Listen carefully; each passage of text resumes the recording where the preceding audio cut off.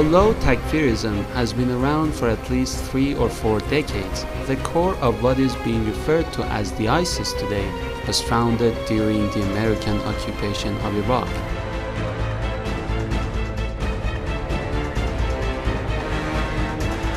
On my orders, coalition forces have begun striking selected targets of military importance to undermine Saddam Hussein's ability to... Analysts believe that the emergence of ISIS and their progress in the Middle East is beneficial to nobody as it is to the United States and naturally Israel, their main ally in the region.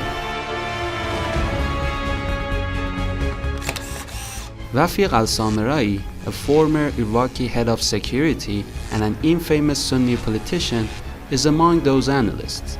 In an article published on August 29, Samerai writes, "The fact that the US advocation of dividing Iraq into 3 different regions coincides with the ISIS gaining more power in Iraq is worth pondering."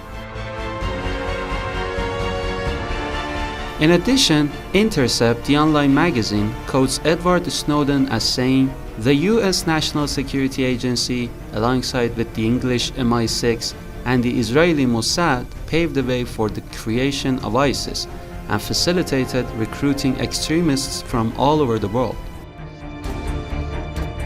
According to Snowden, the ISIS project, codenamed Operation Beehive, was a joint mission between the aforementioned 3 organizations, and its main objective was to provide more security for Israel.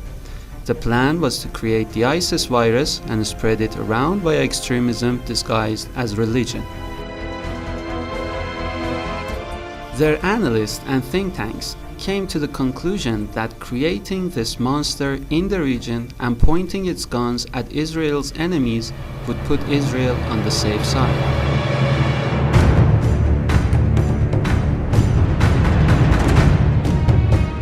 Michel Chossudovsky, professor at the Ottawa University and a global research analyst, believes that the White House uses Salafist groups and in particular the ISIS as an iron fist and utilizes them to achieve its geopolitical goals in the region.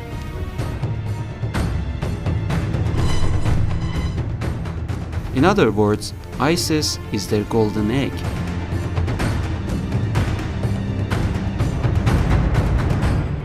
Let's assume the ISIS never existed. Who else do you think was capable of pushing Syria towards total destruction? Who else could force the Iraqi government to renew its multi-billion-dollar arms deals with the US and then use the very same weapons to destroy its own cities?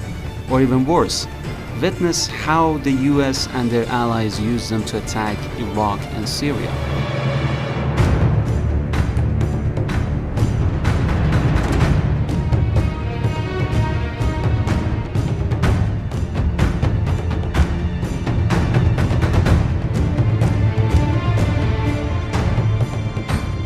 Economists believe that by occupying Mosul, the ISIS has earned hundreds of millions of dollars for the American contractors and arms dealers. Now the billion-dollar question that remains to be answered. Does the US really want to let go of its golden egg this easy?